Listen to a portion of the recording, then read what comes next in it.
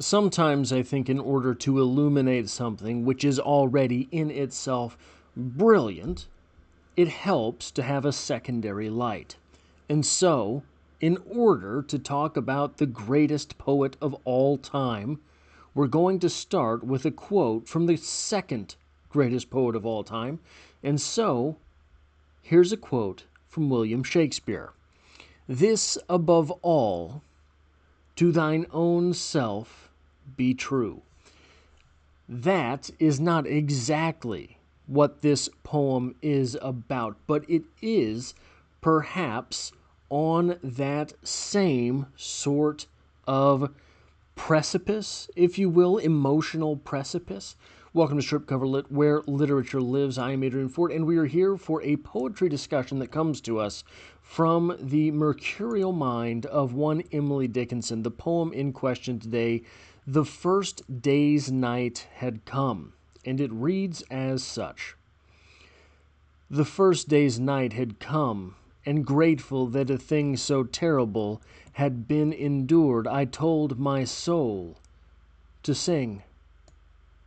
She said her strings were snapped, her bow to atoms blown, and so to mend her gave me work until another morn. And then a day as huge as yesterday's in pairs unrolled its horror in my face until it blocked my eyes. My brain begun to laugh. I mumbled like a fool. And though 'tis years ago that day, my brain keeps giggling still. And something's odd within that person that I was, and this one do not feel the same. Could it be madness, this?" So what we have here is a poem, in my opinion, about losing yourself. Not in the Eminem fashion, the third greatest poet of all time, by the way, but in the way that sometimes we forget who it is that we are, and we slide into being something lesser. "The first day's night had come, and grateful that a thing so terrible had been endured, I told my soul to sing." So something bad has happened. Something outright wretched has happened to our speaker, and she gets to the nighttime. And she just wants to pass the night away. She just wants to get over into that next day. And so she says to her soul, "Sing."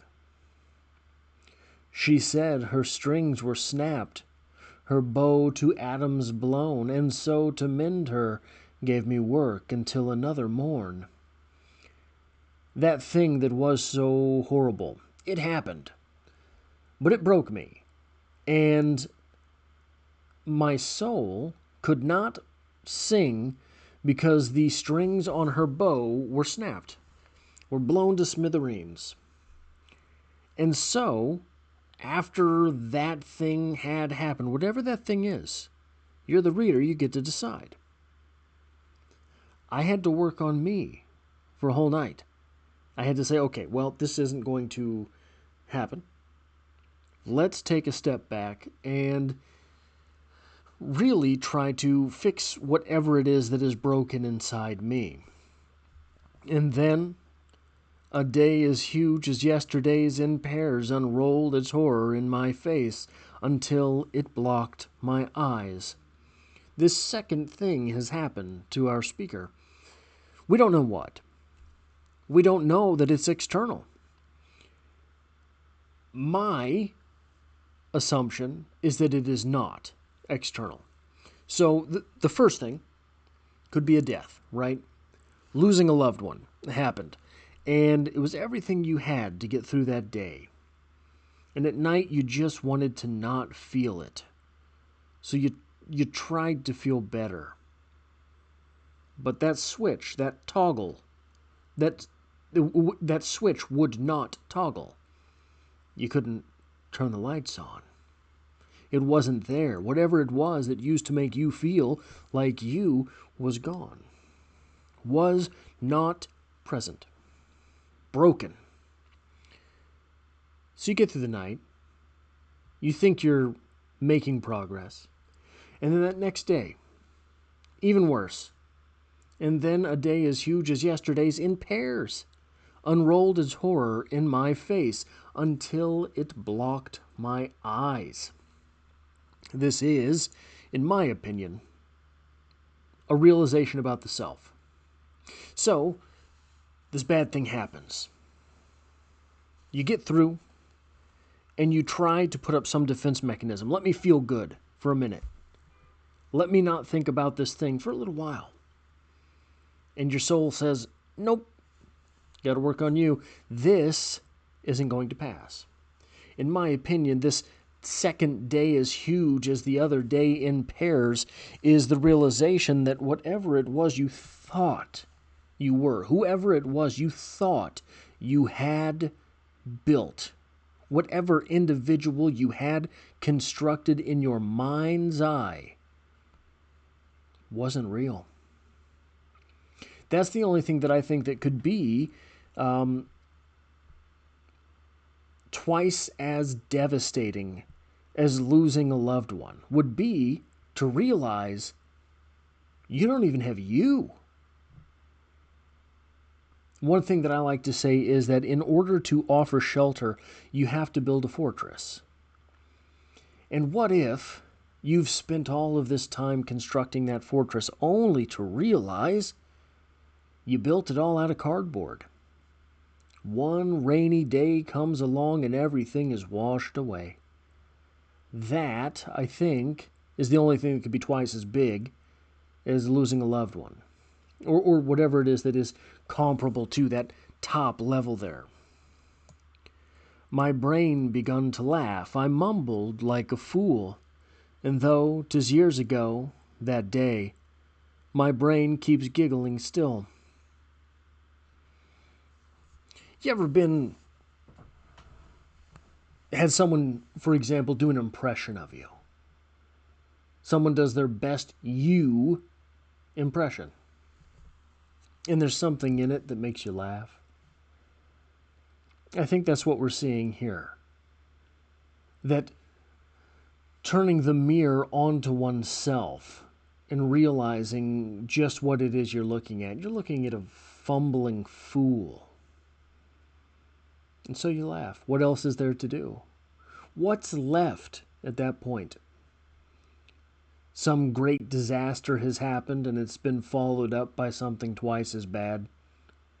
You've lost someone important to you and followed that up by realizing there was no you there. There's nothing left at that point but humor.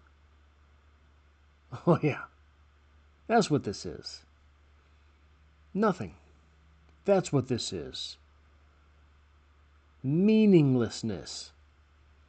Just as it was yesterday when I thought there was some semblance of meaning in the universe. There's not. That's what this is, this recognition of the absurdity of it all.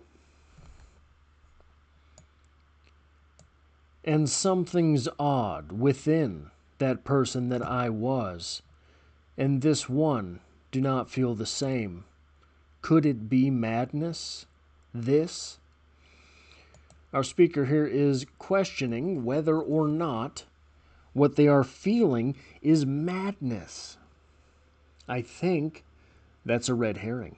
I think actually what is going on here is not a break from reality, but instead a recognition thereof. This individual is coming to terms with the fact that whatever world it was in which they thought they lived,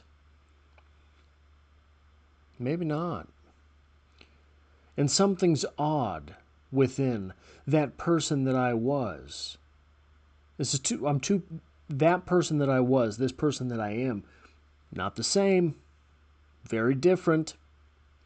That person that I was and this one do not feel the same. Could it be madness, this? There are plenty of schools of philosophy that suggest, no, it's not madness. What you're looking at is the world. You're finally recognizing it. Modern philosophies, ancient philosophies, sort of all have this thread within them that at some point you will have within you a great awakening. And at that point, you have to recognize the world for what it is and yourself for what you were. I think that's what we have here from Emily Dickinson, this recognition. This is a poem that I think does not get the appreciation that it deserves. I don't think any Emily Dickinson really gets the appreciation that it deserves. But this poem in particular, I think, I don't think I've ever even talked about it on this channel. So that's my fault. But it is a poem that is, I think, always present for you. Once you read this poem, I think that it's one that sticks with you. I think that it's one that you have to have some portion of in your mind's eye at all times, because you're always on this precipice. So when I was in college, I was really struggling with the novel As I Lay Dying, for which there is a series on the channel, for which I have several other videos on the channel. But I was really struggling with it. I couldn't understand it, right? The language in it's very dense. Or maybe not the language, but the diction at times is dense. The characters are, until you decode them, very difficult to understand on the page. And I was sitting in class, and I was in the front row of the class because I really wanted to understand what was going on.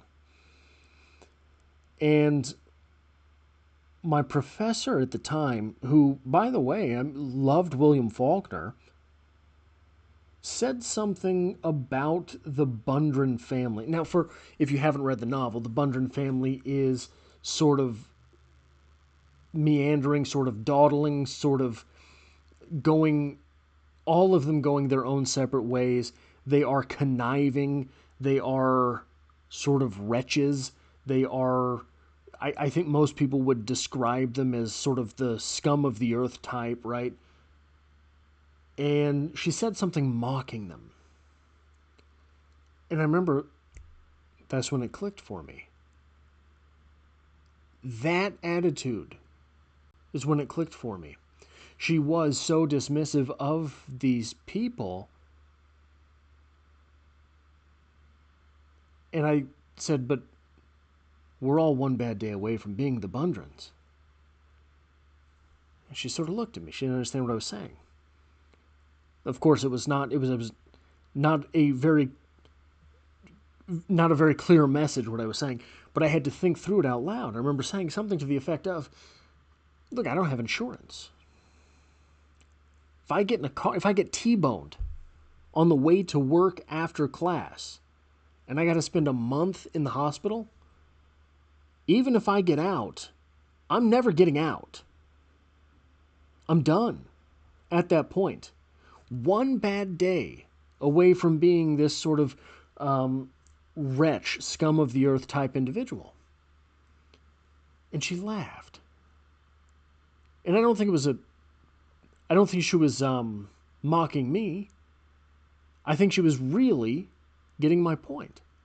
That, yeah, no, that's what these people are. We're all one real bad day away from being the Bundrens. We are one bad day away from whatever it is that's going on in this poem. One real bad day away from giggling to ourselves in the corner, because everything is so transparent now. And what it was, the illusions under which we used to live, those things we used to think we knew, they're all gone. Not only are they gone, not only do we then find this transparency to the universe that those old questions don't make sense, but they're not even questions. The problems we used to have, they're not problems. I think that's what we have here from Emily Dickinson. That's all I have for this video.